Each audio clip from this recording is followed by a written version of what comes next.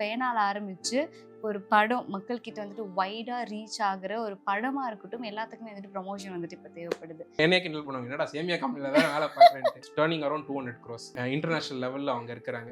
இன்னைக்கு வந்து நிறைய ஏஜென்சிஸ் வந்துருச்சு, நிறைய ஈவென்ட் மேனேஜ்மெண்ட் கம்பெனிஸ் வந்துருச்சு, பிஆர் வந்துருச்சு, டிஜிட்டல் மார்க்கெட்டிங் வந்துச்சு. பட் என்னன்னா இது ஸ்ட்ராட்டஜிக்கலாக அவங்க கொண்டு போகிறதுக்கு வந்து ரொம்ப டைம் எடுக்கிறாங்க. அவுட்டோர்லேயே கிட்டத்தட்ட நிறைய ஆப்ஷன்ஸ் இருக்குது. தியேட்டரில் கொடுக்கலாம், பேனர்ஸாக கொடுக்கலாம், ஃபார் எக்ஸாம்பிள் மாலுக்குள்ளே இருக்க எல்இடி போர்ட்ஸில் கொடுக்கலாம், ஆட்டோவில் கொடுக்கலாம், பஸ் ஸ்டாண்டில் கொடுக்கலாம். பிஸ்னஸ் ஓனர் வந்து அவர் ரொம்ப டிஃபிகல்ட்டாக ஃபீல் பண்ணார். மாதம் ஒரு 10 lakhs ஸ்பெண்ட் பண்ணிட்டு இருந்தார். சரினா ஃபஸ்ட்டு விஷயம் ப்ராடக்ட் சர்வீஸ் எதாக இருந்தாலும் நல்ல குவாலிட்டி நல்ல கண்டென்ட்டாக இருந்தால் தான் இட் வில் கெட் ஹிட். இப்போ ஃபார் எக்ஸாம்பிள் நெட்ஃப்ளிக்ஸ் வந்து அவங்க வந்து ட்ரெடிஷ்னல் மார்க்கெட்டிங்கில் போனோம்னா அவங்க ஆடியன்ஸ் வந்து இட்ஸ் ஓவரால். ஏன்னா அவங்க ஆடியன்ஸே டிவி, அதனால அவங்க டிவி ஆட்ஸ் கொடுக்குறாங்க. ப்ளஸ் வெளியில் போகும்போது அவங்க ஹோர்டிங்ஸ் கொடுக்குறாங்கன்னா அந்த ஹோர்டிங்ஸ் மூலிமா அவங்க சப்ஸ்கிரிப்ஷன் எடுக்கிறதுக்காக அவங்க பார்க்குறாங்க. That is different. For example ஒரு ப்ரீமியமான ஒரு பொட்டிக் ஆரம்பிக்கிறீங்கன்னு வச்சுக்கோங்களேன். நீங்கள் காதர் நவாஸ் கண்ட்ரோலில் ஆரம்பிக்கிறதுக்கு ஒரு விஷயம் இருக்குது. நீங்கள் அதே கடையை வந்து ஒரு ப்ரீமியமான பொட்டிக்கை வந்து நீங்கள் வந்து ஃபார் எக்ஸாம்பிள் ஒரு சைதாப்பேட்டில் வைக்கிறீங்க, இல்லை ஒரு சவுகார்பேட்டில் வைக்கிறீங்க, இல்லை ஒரு புஷைவாக்கத்தில் வைக்கிறீங்க. ஸோ அங்கே வந்து அந்த பையிங் ஆடியன்ஸ் இருப்பாங்களா? FT லைஃப் ஸ்டைல் வியூவர்ஸ் எல்லாருக்கும் ஒரு ஹாய் ஹலோ வணக்கம். எல்லாரும் நல்லா இருப்பீங்கன்னு சொல்லி நினைக்கிறோம். நாங்களும் ரொம்பவே நல்லா இருக்கும். இன்னைக்கு வந்துட்டு எந்த கெஸ்ட் நம்ம மீட் பண்ண போறோம், எதை பத்தி பேச போறோம் அப்படின்னு சொல்லி பாத்தீங்கன்னா, இப்போ வந்துட்டு ஒரு சின்ன விஷயமா இருந்தாலும், ஒரு பேனால் ஆரம்பிச்சு ஒரு படமா இருந்தாலும் அதுக்கு கரெக்டான ப்ரொமோஷன் இருந்தாதான் மக்கள் கிட்ட கொண்டு போய் நம்மளால சேர்க்க முடியும். ஏன்னா அந்த அளவுக்கு வந்துட்டு மக்கள் இப்போ ப்ரொமோஷன் இருக்கா அப்பதான் அந்த படம் நல்லா இருக்கும் அப்படின்ற மாதிரியான ஒரு மைண்ட் செட்டுக்கே வந்துட்டாங்க. ஸோ அந்த ப்ரொமோஷன்ஸ்லாம் வந்துட்டு ஒரு படத்துக்கு எப்படி பண்றாங்க, அதுக்குள்ள இருக்கிற அந்த ஸ்ட்ராட்டஜிலாம் என்ன அப்படிங்கிறத பத்தி இவர்கிட்ட கேட்டாதான் வந்துட்டு தெரியும். நல்லா சொல்லுவாரு, டீட்டெயிலா சொல்லுவாரு அப்படின்னு சொல்லிட்டு தான் அவர் அப்படியே வந்துட்டு நைஸா இன்னைக்கு பிடிச்சி கூட்டு வந்திருக்கோம். ஸோ பிராண்ட் கன்சல்டன்டான நிதின் ப்ரோ தான் நம்ம கூட இருக்காரு. அவர் நம்ம வெல்கம் பண்ணிடலாம். ஹாய் ப்ரோ, எப்படி இருக்கீங்க? நாங்க நல்லா இருக்கோம். நீங்க எப்படி இருக்கீங்க? சூப்பரா இருக்கேன். எப்பயுமே எப்படி இருக்கீங்க நான் தான் ஃபர்ஸ்ட் கேட்பேன். ஃபர்ஸ்ட் வாட்டி நீங்க கேட்டிருக்கீங்க எப்படி இருக்கீங்கன்னு. தேங்க்யூ. இன்ட்ரோ கொடுக்கும் போதே வந்துட்டு சொன்னேன், ஒரு சின்ன ஒரு பேனால ஆரம்பிச்சு ஒரு படம் மக்கள் கிட்ட வந்துட்டு வைடா ரீச் ஆகுற ஒரு படமா இருக்கட்டும், எல்லாத்துக்குமே வந்துட்டு ப்ரமோஷன் வந்துட்டு இப்ப தேவைப்படுது. ஸோ ப்ரமோஷன் வந்துட்டு இப்ப நம்மளோட என்ன சொல்றது, லைஃப்ல ஒரு முக்கியமான பார்ட்டாவே வந்துட்டு மாறிடுச்சுன்னு சொல்லலாம். எனி பிஸ்னஸ் நீங்க எந்த செக்டரா வேணா இருக்கலாம், ப்ரமோஷன் வந்துட்டு ரொம்ப முக்கியமான ஒரு விஷயமா மாறிடுச்சு.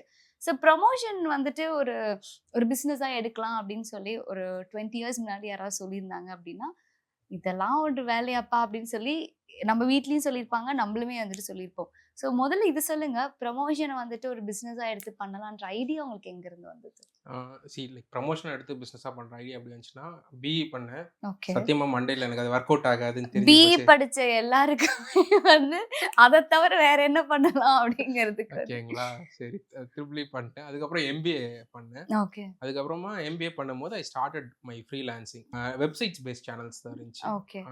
Online based channels. இப்போ பிஹேன் வச்சு கூட பார்த்தீங்கன்னா ஃபர்ஸ்ட் அவங்க ஆன்லைனில் தான் லான்ச் ஆயிருப்பாங்க. ஸோ அதில் கொஞ்சம் கொஞ்சம் அப்பப்போ ஈவெண்ட் அட்டன் பண்ணுறது, அவங்க கூட ஈவெண்ட் கோஆர்டினேஷன் பண்ணுறது, இதெல்லாமே பண்ணிட்டு இருந்தேன் சைமல்டேனியஸாக. அதுக்கப்புறமா ஒரு காஃபி ஷாப்பில் ஒரு பிஆராக இருந்தேன். ஓகே.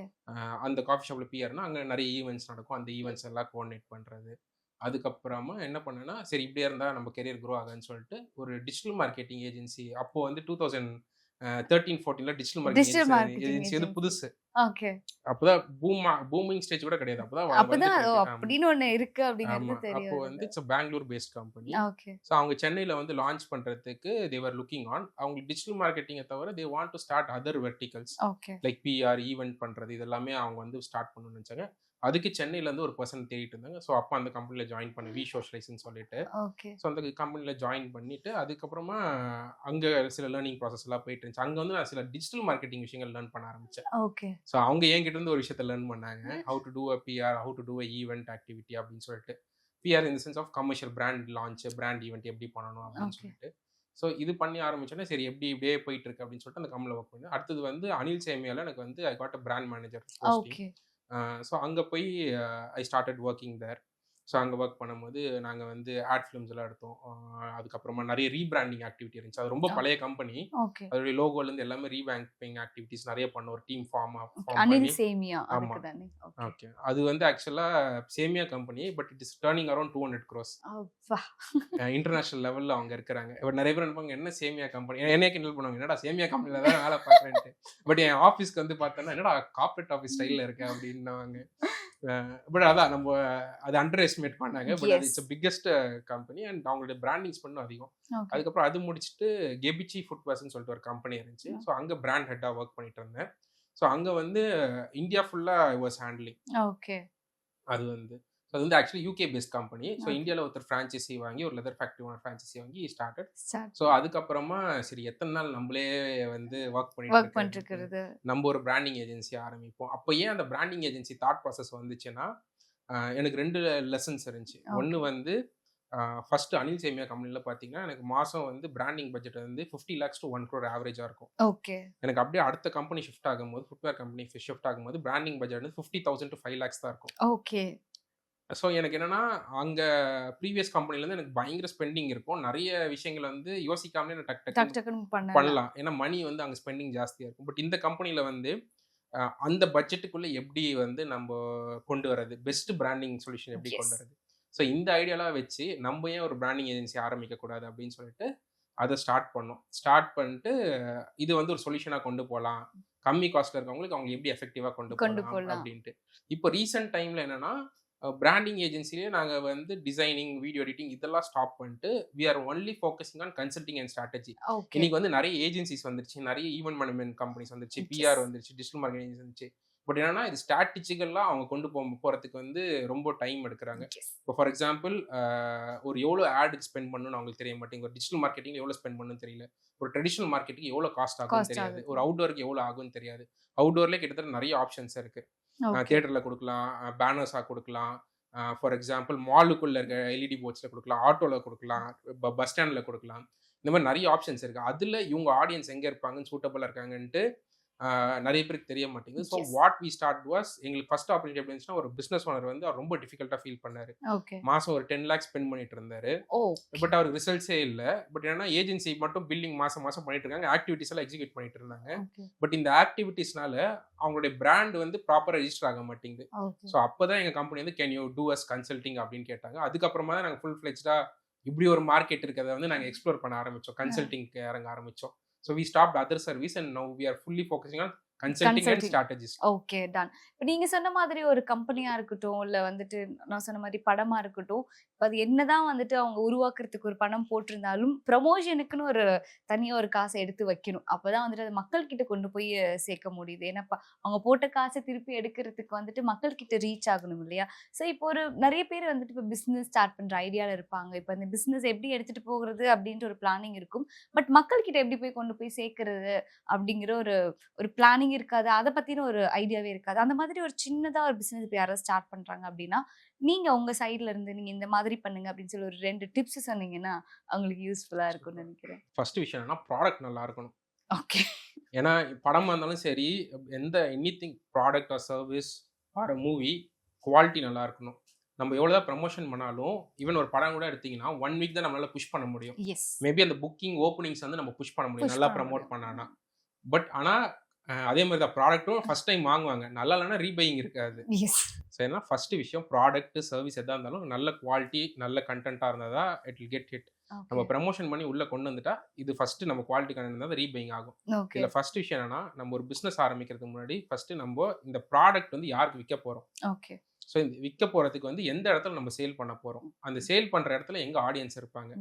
ஃபார் எக்ஸாம்பிள் சில பிராண்ட்ஸ் எல்லாம் பார்த்தீங்கன்னா ஆன்லைனில் இருப்பாங்க, அவங்க ட்ரெடிஷனல் மார்க்கெட்டிங் வரணும்னே அவசியம் இல்லை. டிஜிட்டல் பிளாட்ஃபார்ம்ஸ்லேயே அவங்க வந்து கான்சன்ட்ரேட் பண்ணலாம். எஸ். இப்போ ஃபார் எக்ஸாம்பிள் நெட்ஃப்ளிக்ஸ் வந்து அவங்க வந்து ட்ரெடிஷனல் மார்க்கெட்டிங்கில் போகிறோம்னா அவங்க ஆடியன்ஸ் வந்து இட்ஸ் ஓவரால். ஏன்னா அவங்க ஆடியன்ஸே டிவி, அதனால அவங்க டிவி ஆட்ஸ் கொடுக்குறாங்க. ப்ளஸ் வெளியில் போகும்போது அவங்க ஹோர்டிங்ஸ் கொடுக்குறாங்கன்னா அந்த ஹோர்டிங்ஸ் மூலியமா அவங்க சப்ஸ்கிரிப்ஷன் எடுக்கிறதுக்காக அவங்க பார்க்குறாங்க. That is different. அதுதான் இப்போ நெட்ஃப்ளிக்ஸ் மாதிரியே வேற ஒரு கன்சியூமர் பிராண்ட் வராங்கன்னு வச்சுக்கோங்களேன், அவங்க ஆன்லைனில் தான் இருக்குன்னா அவங்க வந்து சில விஷயங்கள் பண்ண வேண்டாம், டிவியில் ஆட் கொடுக்க வேண்டாம். they can spend that ad in digital marketing. Okay. So அந்த மாதிரி ஒரு விஷயங்கள் இருக்கு. ஃபர்ஸ்ட் வந்து ப்ராடக்ட் பெஸ்ட்டாக இருக்கணும், குவாலிட்டியாக இருக்கணும். அதுக்கப்புறம் யாருக்கு சேல் பண்ண போகிறோம். ஓகே. ஓகேங்களா? இப்போ ஃபார் எக்ஸாம்பிள் ஒரு ப்ரீமியமான ஒரு பொட்டிக் ஆரம்பிக்கிறீங்கன்னு வச்சுக்கோங்களேன், நீங்கள் காதர் நவாஸ் கண்ட்ரோலில் ஆரம்பிக்கிறதுக்கு ஒரு விஷயம் இருக்குது. ஓகேங்களா? ஒரு சேல் நடக்கும். இல்லாட்டி கெத்திடல் ரோடில் ஆரம்பிக்கிறதுக்கு ஒரு சேல் இருக்கும், இல்லை அடையாரில் ஆரம்பிக்கிறதுக்கு ஒரு சேல் இருக்கும். நீங்கள் அதே கடையை வந்து ஒரு ப்ரீமியமான பொட்டிக்கை வந்து நீங்கள் வந்து ஃபார் எக்ஸாம்பிள் ஒரு சைதாப்பேட்டில் வைக்கிறீங்க, இல்லை ஒரு சவுகார்பேட்டில் வைக்கிறீங்க, இல்லை ஒரு புஷைவாக்கத்தில் வைக்கிறீங்க. ஸோ அங்கே வந்து அந்த ஆடியன்ஸ் பையிங் ஆடியன்ஸ் இருப்பாங்களா? நோ. ஸோ பிஸ்னஸ் பண்ணும்போது இதையும் நம்ம யோசிக்கணும். ஓகே. ஸோ அதே மாதிரி இப்போ நம்ம ஆடியன்ஸ் வந்து ப்ரீமியமான ஆடியன்ஸ்னா அவங்களுக்கு ஏற்றபடி நம்ம பிராண்டிங் ஸ்ட்ராட்டஜியை மாற்றணும். ஓகே. ஓகேங்களா? இப்போ வந்து என் கடை வந்து ஃபார் எக்ஸாம்பிள் லைஃப் ஸ்டைல்னு வச்சுக்கோங்களேன். லைஃப் ஸ்டைல் வந்து ஒரு ப்ரீமியம் ஆடியன்ஸ். ஸோ அதுக்கான செலிபிரிட்டிஸ், அதுக்கான மாடல்ஸை நம்ம சூஸ் பண்ண முடியும். ஓகே. அதுக்கு வந்து அந்த மாடலோடைய கலர் டோனு, அதோடைய கிரியேட்டிவ் டோன்ஸ் இது எல்லாமே நம்ம பிராண்ட் கைட்லைன்ஸ் எல்லாமே அதுக்கு தனியாக ஃபிக்ஸ் பண்ணும். இல்லை என்னுடைய கடை வந்து ஒரு சரவணா ஸ்டோர்ஸ் மாதிரி I am reaching for all class audience, mass audience அப்படின்னா டக்குன்னு சாங் போட்டாதான் அதுக்கான ஒரு ஆடியன்ஸ் வருவாங்க. இல்லாட்டி என்னன்னா இது எக்ஸ்பென்சிவான ஷாப்பு அப்படின்னு மைண்ட் செட் போயிடும். லைஃப் ஸ்டைல் வந்து அவங்க ப்ரொஜெக்ட் பண்றதே வியர் ப்ரீமியம் அப்படின்னு ப்ரொஜெக்ட் பண்றாங்க. ஸோ ரெண்டுத்துக்குமே டிஃபரன்ஸ் இருக்கு எப்படி ப்ரமோட் பண்ணணும்னு சொல்லிட்டு. ஃபர்ஸ்ட் நம்ம ப்ராடக்ட் டிசைட் பண்ணாலும் அது யாருக்கு செல் பண்ண போறோம். அதுதான் நம்ம தெரியாத ஒரு ஆடியன்ஸுக்கு செல் பண்ணனா அது நம்மளுக்கு தான் டிஃபிகல்ட்டி. ஃபார் எக்ஸாம்பிள் இப்போ பார்த்தீங்கன்னா இ-காமர்ஸ்லேயே பார்த்தீங்கன்னா ஐஃபோன் யூசர்ஸ்க்கு வந்து ஒரு ரேட் வரும் அண்ட் ஆண்ட்ராய்டு மொபைல் யூசர்ஸ்க்கு ஒரு ரேட் வரும். அது அவங்க எப்படி கன்சிடர் பண்றாங்க? IPhone users R premium persons. So அவங்களுக்கு வந்து இது ஒரு விஷயம். ப்ளஸ் அதில் டாக்ஸஸ் நிறைய விஷயங்கள் இருக்கு. பிளே ஸ்டோருடைய டிரான்சாக்ஷன் காஸ்ட் இது எல்லாமே இருக்கு. பட் ஜென்ரலாகவே ஐஃபோன் யூசர்ஸ்னாலே ப்ரீமியம் காஸ்ட்ன்ற மாதிரி ஒரு மைண்ட் செட் இருக்கு. ஸோ இதுதான் ஒரு பேசிக். அது நாங்கள் ரீசெண்டாக கூட இப்போ பார்த்தோம். ஜெப்டோல வந்துட்டு 1 கிலோ நிம்போ வந்து இதில் 49 ரூபா, ஆண்ட்ராய்டில் ஐஃபோனில் வந்துட்டு 80 ரூபா போட்டிருக்கீங்களேன்னு சொல்லி லைக் கலாய்ச்சிட்டு. அது இ-காமர்ஸ் டாக்ஸ் நிறைய விஷயங்கள் இருக்கு. அது பின்னாடி போனால் அது ஒரு தனி ஒரு சப்ஜெக்ட். தனி ஒரு சப்ஜெக்ட். ஓகே. இப்போ நம்ம மூவி இண்டஸ்ட்ரியில் பார்த்தீங்கன்னா வந்துட்டு இப்போ ஏ சென்டர் பீப்புள் இருக்காங்க. இப்போ அப்படியே ஊர் பக்கம்லாம் போனால் பிசி அப்படின்னு சொல்லி போயிடும். ஸோ நீங்கள் சொன்ன மாதிரி இப்போ ஒரு ஏரியா தான் வந்துட்டு நம்ம டார்கெட் பண்ண போகிறோம். இப்போ இந்த மக்களுக்கு மட்டும்தான் இந்த படத்தை கொண்டு போய் சேரணும் அப்படின்னு சொல்லி நம்ம சொல்ல முடியாது. படம் நம்ம என்ன சொல்றது எல்லாருக்குமே போய் சேரட்டும் அப்படின்னு சொல்லி எடுக்கிறோம். ஸோ அந்த மாதிரி ஒரு படத்தை நீங்க எப்படி வந்துட்டு ப்ரமோட் பண்ணுவீங்க? அதுக்கு என்ன மாதிரியான ஐடியாஸ் வந்துட்டு நீங்க கொடுப்பீங்க? சரி, மூவிஸை பொறுத்த வரைக்கும் நம்ம வந்து எப்படி ப்ரொஜெக்ட் பண்ணுறோன்னு இருக்குது. ஃபர்ஸ்ட் வந்து என்னன்னா அந்த மூவியோட கண்டென்ட் வந்து ரிலீஸ்க்கு முன்னாடி நம்ம ஃபுல் கண்டென்ட் பார்த்தா தான் how it is going to reach அப்படின்னு தெரியும். இப்போ நீங்கள் சொன்னீங்க A centre, B centre, C centre. இதுக்கு நான் ஒரு பெரிய எக்ஸாம்பிள் சொல்கிறேன். எனக்கு தெரிஞ்சு காக்கி சட்டை படமும் என்ன இருந்தால் படமும் ஒரு அட் அ டைம் கொஞ்சம் தான் சிமிலர் டேட்ஸ் டிஃப்ரென்ஸ். ஆமாம்.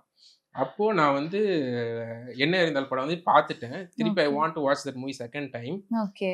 அங்கே பொள்ளாச்சி போனேன்னா என்ன இருந்தால் படமே ஓடலை, காக்கி சட்டை படம் ஓடிட்டு இருக்கு. அங்கே காக்கி அப்போ வந்து சிவகார்த்திகேயன் நாட் இன்னைக்கு இருக்க மாதிரி அன்னைக்கு ஹீரோ கிடையாது. அதுதான் அவரோட ஃபர்ஸ்ட் அந்த ஹீரோயிசமா ஒரு படம் பண்றது. அதுக்கு முன்னாடி ஒரு காமெடி தான் பண்றாங்க. இப்போ கௌதம் மேனன் ஒரு இன்டர்வியூல சொல்லியிருப்பாரு என்னன்னா ஏஎம் ரத்னம் சார் சொன்னார் என்ன இருந்தால் படம் வந்து பெரிய ஹிட்டு கொடுக்கலன்ட்டு. பட் நான் அதுக்கப்புறமா தான் அந்த டைம்ல இந்த மார்க்கெட்டிங் இருந்தனால I was going for all cities. அப்போ லேர்ன் பண்ணிட்டு இருந்தேன். இந்த இன்டர்வியூல சொன்ன பாயிண்ட்டும் அதையும் கனெக்ட் பண்ணிட்டு இருந்தேன். அவர் இப்போ ரீசெண்ட் இன்டர்வியூல தான் சொன்னார், அப்போ சொல்லலை. அப்போ சொல்லும் போது எனக்கு அந்த பாயிண்ட்ஸ் எல்லாம் ஞாபகம் இருந்துச்சு. நிறைய சின்ன சின்ன டவுன்ஸ் லைக் திண்டுக்கல் இங்கெல்லாமே காக்கி சட்டை வாஸ் டூயிங் வெல். ஆமா. ஆனா அது கொஞ்சம் முன்னாடியே ரிலீஸ் ஆயிடுச்சு நினைக்கிறேன். என்ன இருந்தாலும் எனக்கு ரெக்கக்னைஸ் பண்ண முடியல. பட் நிறைய இடத்துல காக்கி சட்டை போயிடுச்சு. எனக்கு தெரிஞ்சு சென்னை சிட்டிலே கூட பாத்தீங்கன்னா அது 50 days வந்து ஜாஸ் சினிமாஸ்ல தான் ரீச் ஆச்சு. பிகாஸ் அந்த கண்டென்ட்டும் ஒன்று இருக்கு. Of course contents plays a major role. But ஆனாலும் அந்த படத்தை நம்ம எடுத்துட்டு போறது விதம்னு ஒன்று இருக்கு. அந்த அவ்வளோ பெரிய லார்ஜ் செக்மெண்ட் ஆஃப் பீப்புள்னா அந்த புக்கிங் டைம் தான் நம்ம புஷ் பண்ண முடியும். அதுக்கப்புறம் அது ஃபேமிலி ஆடியன்ஸா இது எல்லாமே டிசைட் பண்ணணும். ஃபார் எக்ஸாம்பிள் வேட்டையன் நல்ல மூவி. அதுல வந்து ஒரு அபியூஸ் சீன் மாதிரி ஒன்று இருக்கும். யூஸ்வலாக ரஜினி சார் படம் வந்து அவ்வளோ பெரிய ஃபேமிலி ஆடியன்ஸ் பேர் பார்ப்பாங்க. பேன் இண்டியா ஹீரோ அவர் வந்து எல்லா ஹீரோஸும் வளர்றதுக்கு முன்னாடி is the actual pan India hero. ஆமா, அவருடைய படமே வந்து ரொம்ப அது ஒரு நல்ல மூவி. பட் ஆனா வந்து ஏன் அது புஷ் ஆகல? இட்ஸ் நல்ல movie, decent movie. Jailer compare கொஞ்சம் கம்மியா மாஸ் இருந்துச்சு. But it's very decent movie. ஆப்வியஸா ரஜினி சார் படம்லாம் 300 crores ஈஸியா ரீச் ஆக முடியும் அப்படி ஒரு படம். பட் அது கம்மியா ரீசன் ஆனது அந்த கண்டென்ட்டும் ஒரு ஃபேக்டர். பட் ஆனா இது எல்லாமே நம்ம புக்கிங்ல தான் நம்ம புஷ் பண்ண முடியும். பட் இந்த படத்தை நம்ம ப்ரொஜெக்ட் பண்றது வந்து உண்மையிலேயே தேர் இஸ் அ டிஃபிகல்ட்டி. அந்த கண்டென்ட் ஏன்னா நான் ஏன் சொல்றேன்னா நான் எல்லா படமும் நான் போய் அப்படியே எடுத்துட்டு போய் கொடுத்துட முடியும்னா இட்ஸ் நாட் பாசிபிள். அதோட டிஃபிகல்ட்டிஸ் என்னன்னு சொல்றேன் நான். ஒரு படம் ஏன் அப்படி போச்சு? நிறைய பேர் சொல்றாங்க விஜய் ஃபேன்ஸ் தான் வந்து அந்த படத்தை டீக்ரேட் பண்ணிட்டாங்க. பட் அது கிடையாது. It decides what is in that movie அப்படின்னு சொல்லிட்டு. அதுதான். ஸோ இந்த மாதிரி நிறைய விஷயங்கள் ஃபேக்டர்ஸ் எல்லாம் அந்த மூவில இருக்கு. பிளஸ் பேன் இண்டியா நம்ம பேசிட்டு இருக்கோம். So how to take that pan India films அப்படின்னு சொல்லிட்டு. இப்போ ஃபார் எக்ஸாம்பிள் நீங்க சொன்னீங்களா ஒரு ஏ சென்டர் பி சென்டர்ன்ட்டு. இப்போ லேட்டஸ்ட்னு பார்த்தீங்கன்னா நிறைய ஹீரோஸ் வந்து அந்த ஏரியா கேரியர் போய் காலேஜஸ் கூட இன்ட்ராக்ட் பண்ண ஆரம்பிக்கிறாங்க. அந்த மாதிரி ப்ரொமோஷனல் ஆக்டிவிட்டிஸ் எல்லாம் பண்றாங்க. அண்ட் இன்னொரு விஷயம் அங்கே இன்ஃப்ளூயன்சர்ஸ் கூட எல்லாம் போய் டான்ஸ் ஆடுறாங்க. இது எல்லாமே நடக்குது. பட் இதெல்லாம் எந்த டைம்ல ரிலீஸ் பண்ணணும்? ஃபார் எக்ஸாம்பிள் இப்போ சூர்யா சார் இருக்காருன்னு வச்சுக்கோங்களேன். அவர் என்ன பண்ணாருன்னா இந்தியா ஃபுல்லாக ட்ராவல் பண்ணார். கங்குவான் படத்துக்கு அவர் பண்ணாத ப்ரமோஷனே கிடையாது. நான் ஃபுல்லாக பார்த்தேன். நான் ஆக்சுவலாக தமிழ்நாட்டில் ரொம்ப கம்மியாக தான் பண்ணார். பட் அவர் லாஸ்ட்டாக தான் சென்னைக்கு வந்தார்.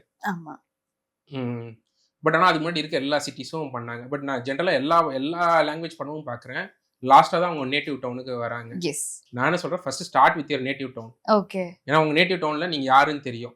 பிரபாஸாக இருந்தாலும் சரி, விஜயா இருந்தாலும் சரி, லைக் சூப்பர் ஸ்டாராக இருந்தாலும் சரி, லைக் அஜித் சாராக இருந்தாலும் சரி, எல்லாருமே வந்து அவங்க நேட்டிவ் டவுன் தான் ஃபர்ஸ்ட் ப்ரமோஷன் ஸ்டார்ட் பண்ணும். ஏன்னா ரிலீஸ் டைமில் வந்து அவங்க அந்த நேட்டிவ் டவுனில் வந்து புஷ் பண்ண கொடுக்க வேண்டாம்.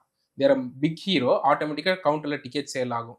இவங்க என்ன பண்ணணும்னா ரிவர்ஸாக போகணும். இந்த லாஸ்ட் வீக் வந்து அவங்களுக்கு எங்கே மார்க்கெட் கம்மியாக இருக்குது. இப்போ விஜய் சாரோடைய ஸ்ட்ராட்டஜி பார்த்தோம்னா, தமிழ்நாட்டில் கேரளா வந்து he never needs a promotion.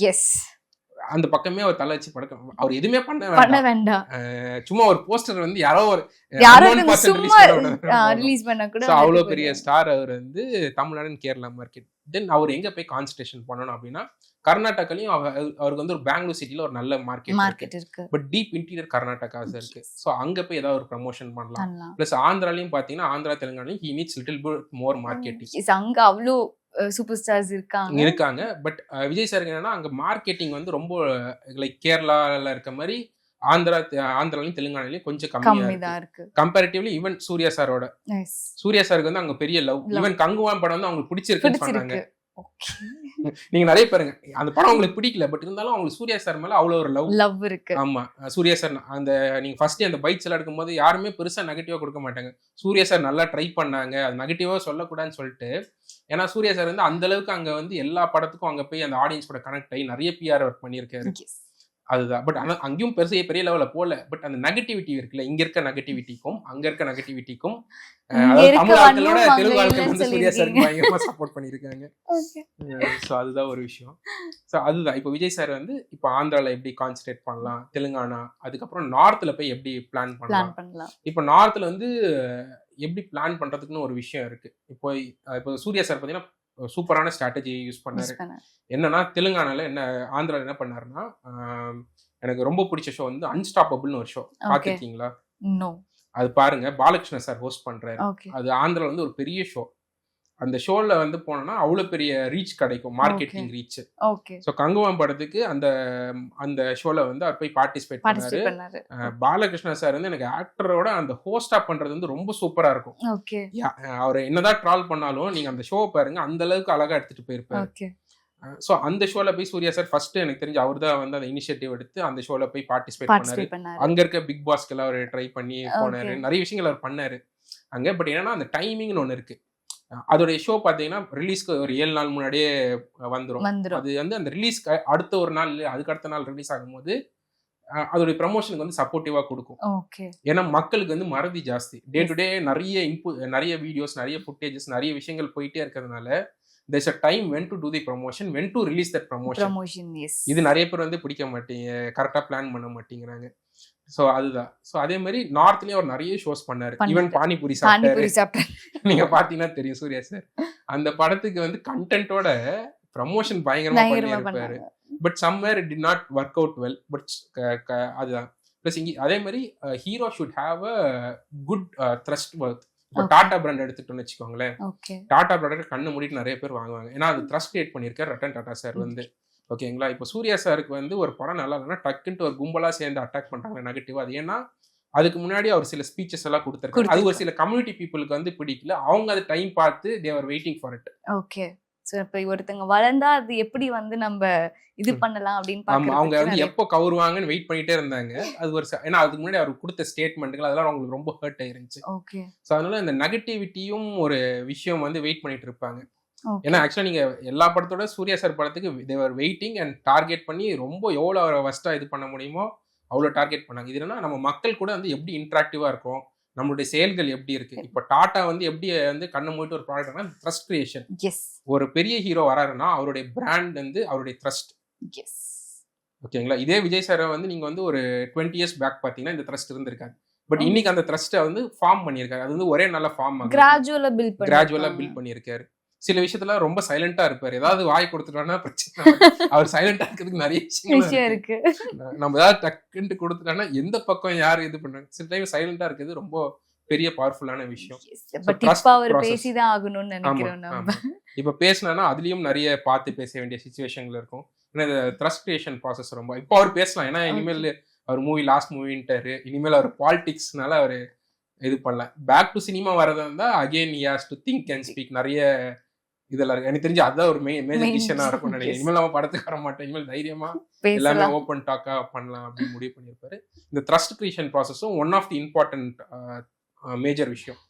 ஏன்னா ஒரு பெரிய ஹீரோக்கு வந்து trust creation process 100% important. Okay, அதுதான். ஏன்னா இல்லாட்டி அது டைம் பார்த்து இந்த மாதிரி டோட்டலா காலி பண்ணிடுவாங்க. ரெடி ஒரு இடத்துல நம்ம பேசுறத கூட நம்ம ரொம்ப பார்த்து பேச வேண்டியதா இருக்கு. ஓகே, எனக்கு ரொம்ப அந்த படத்தோடைய ப்ரமோஷன் எல்லாமே நான் பார்த்தீங்கன்னா உங்களுக்கு தெரியும். கங்குவா ப்ரமோஷன் பார்த்தீங்கன்னா அந்த அளவுக்கு வைட் ரீச் பண்ணியிருப்பாங்க. ஏன் அவங்க 2 ஸ்டேட்டை மட்டும் ரொம்ப கான்சன்ட்ரேட் பண்றாங்கன்னு பார்த்துக்கோங்களேன். Andhra, Telangana, north India. ஏன்னா இங்க தியேட்டர்ஸ் அதிகம். பிளஸ் இந்த கலெக்ஷன் தான் வந்து பேன் இந்தியான்னு சொன்னாலே 3 லாங்குவேஜஸ் தான் மேஜரா டிஃபைன் பண்றாங்க. தமிழ், தெலுங்கு, ஹிந்தி. ஓகேங்களா? இங்க இருந்தா மேஜர் ஆஃப் கலெக்ஷன் வருது. ஸோ இதுதான் மெயின் இந்த 3 லாங்குவேஜை கான்சன்ட்ரேட் பண்ணாலே ஓரளவுக்கு பேன் இந்தியாவில் நல்ல கலெக்ஷன் ஏற்படும். ஓகே, ஸோ இதுக்கு வந்து அந்த ஆடியன்ஸோட எப்படி கனெக்ட் பண்ண போறோம். அந்த இப்போ இன்டர்வியூ நடக்குதுன்னா அந்த இன்டர்வியூல ஜென்ரலாக இப்போ நம்ம தமிழ் சினிமாவில் பார்த்தீங்கன்னா விஜயை பத்தி பேசுங்க, அஜித்தை பத்தி பேசுங்கன்னு தான் இருக்கும். மேக்ஸிமம் மெஜாரிட்டி இன்டர்வியூஸ் எடுத்துக்கோங்க. மக்கள் அதுதான் பார்க்க விரும்புறாங்க. மக்கள் அதை பார்க்க விரும்புறாங்க. பட் அதுலயே இன்னும் எப்படி அதை கனெக்டிவிட்டியான கொஸ்டின்ஸ் அவங்க கூட இது பண்ண முடியும் அப்படின்றது விஷயங்கள் நம்ம பார்க்கணும். ஃபார் எக்ஸாம்பிள் ராம்சரண் சொல்லியிருப்பாரு, நான் அண்ணா நகர் பையன். அந்த மாதிரி நிறைய விஷயங்கள் இங்கதான் வளர்ந்தேன். மேக்ஸிமம் தெலுங்கு ஹீரோஸ் எல்லாருமே இங்கதான் வளர்ந்தாங்க.